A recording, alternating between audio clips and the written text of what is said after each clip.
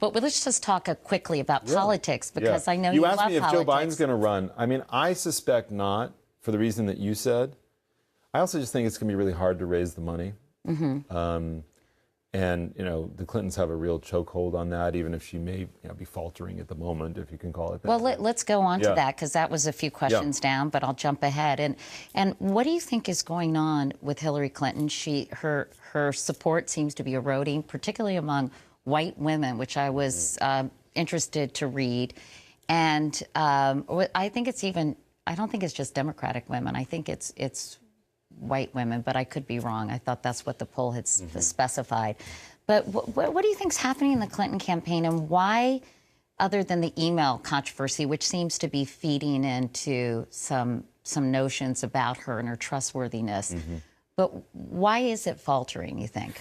You know, I think she's a known commodity. I think that, you know, it's hard to be new and fresh and about the future when you've been in public life for so long. And I think Hillary Clinton has, you know, whatever you know, warmth and personal characteristics that are so positive that people describe who know her well. It's difficult to convey that.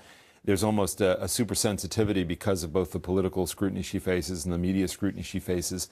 So I think all of that translates into her being kind of a less than totally engaging candidate. But do you think they're being too careful? Because I think clearly we've seen this response and craving of authenticity. Yeah. And do you think she's being too managed and too sort of titrated in terms of her public appearances?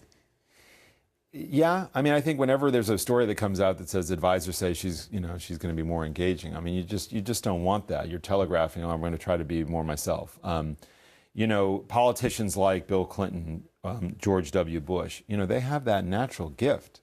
Joe Biden, I mean, they have a natural gift.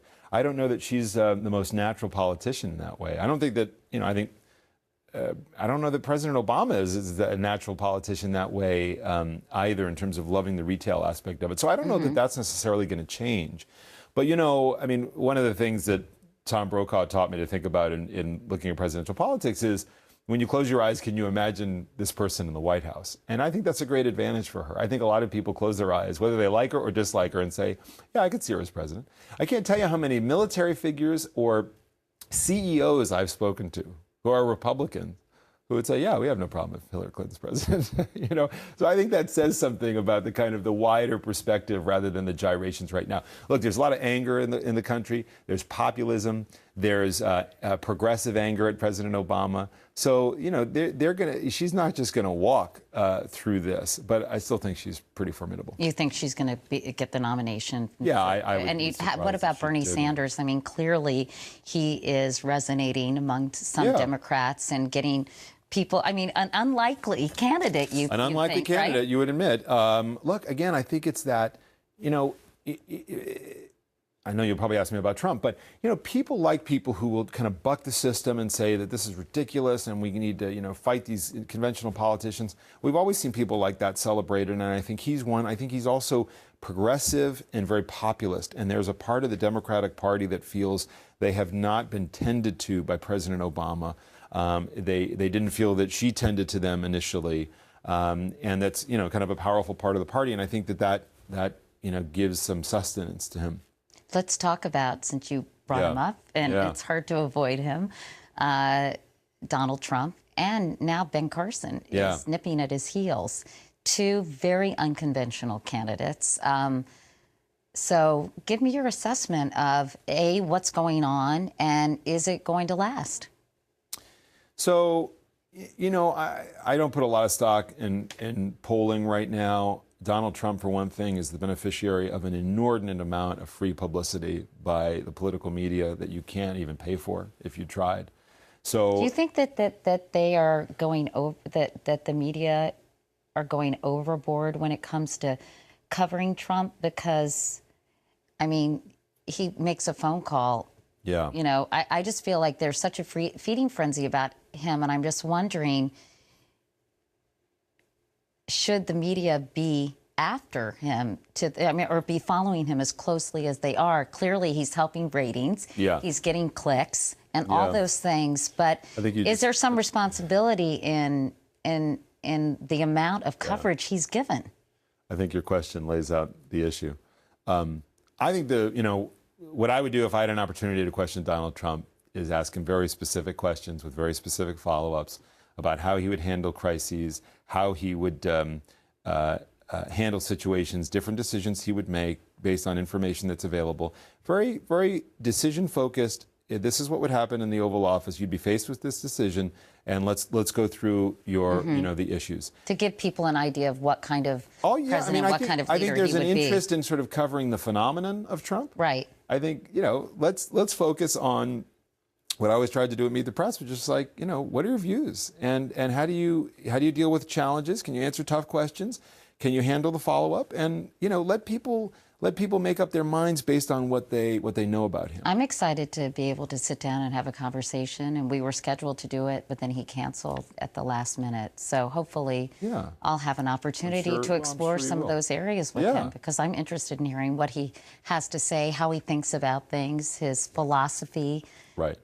But the Republican Party is really dispersed right now. There's a lot of different candidates.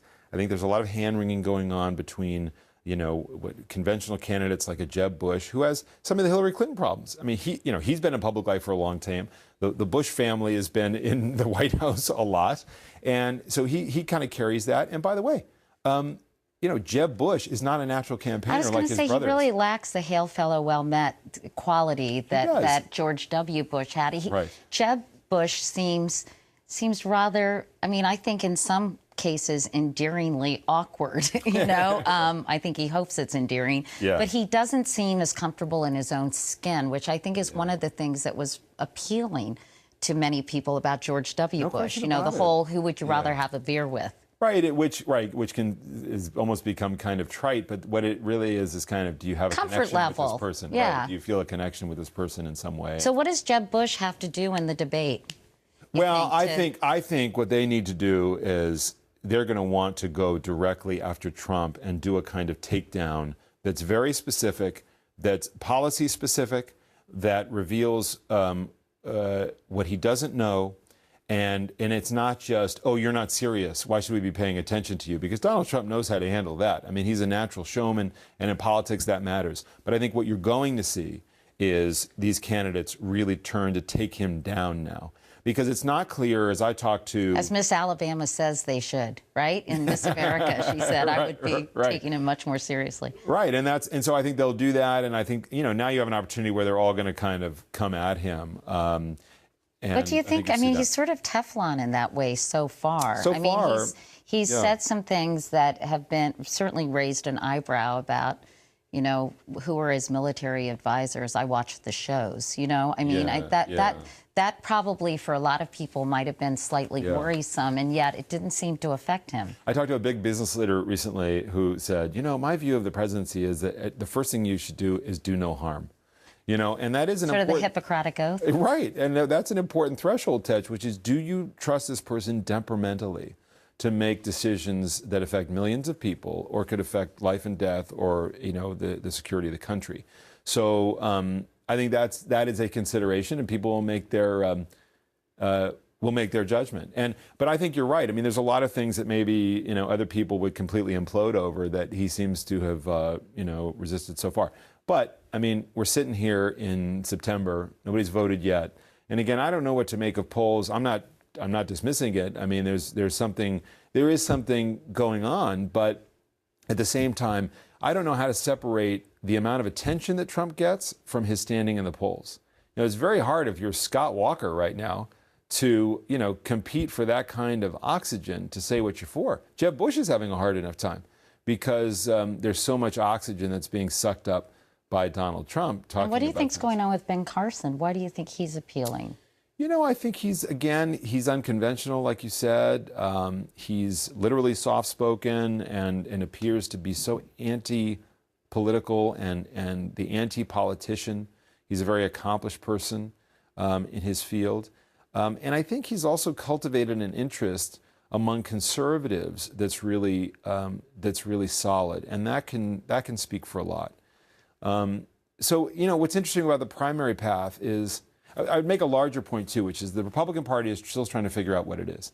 What it really wants is to figure out how to get minorities and young people and more women to vote for Republicans. And certainly the Hispanic vote is excuse me, critical. You know, and Hispanic, right. Mitt Romney told me that was the biggest mistake he made in the campaign. Absolutely. And so they're trying to, and they're also in the real battle about what America should be in the world. You know, Republicans are not comfortable after the Bush years, you know, being interventionists. There's only a few, you know, there's Lindsey Graham and Senator McCain who are the real hawks, but you have a real split about, well, just exactly what should America do? How should it use its power around the world? That's an area where Republicans are trying to figure all this out. And I think that is partly what's on display with this turbulence within the party. The truth is, there's less turbulence. It's hard for the Democratic Party or any party to hold power for a third presidential term. You know, we saw that with Reagan into the first Bush as kind of an extension of the Reagan years. I don't know that there's going to be an extension of the Obama years. I don't know that the body politic wants that per se or would confer that to Hillary Clinton. So there's certainly some ferment, but I think it's much more involved on the Republican side.